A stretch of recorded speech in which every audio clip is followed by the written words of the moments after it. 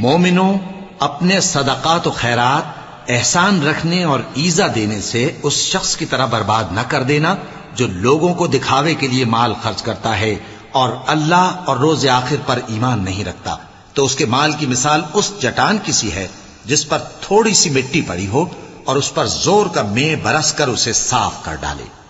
اسی طرح یہ ریاکار لوگ اپنے اعمال کا کچھ بھی صلہ حاصل نہیں کر سکیں گے، اور اللہ ایسے ناشکروں کو ہدایت نہیں دیا کرتا۔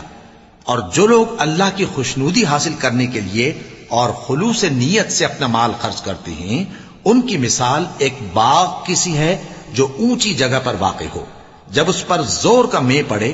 تو دگنا پھل لائے، پھر اگر مے نہ بھی پڑے تو خیر پھوار ہی صحیح، اور اللہ تمہارے کاموں کو دیکھ رہا ہے۔ بھلا تم میں کوئی یہ چاہتا ہے کہ اس کا کھجوروں اور انگوروں کا باغ ہو جس میں نہریں بہ رہی ہوں اور اس میں اس کے لیے ہر قسم کے میوے موجود ہوں، اور اسے بڑھاپا آ پکڑے اور اس کے ننھے ننھے بچے بھی ہوں، تو ناگہاں اس باغ پر آگ کا بھرا ہوا بگولا چلے، پس وہ جل جائے۔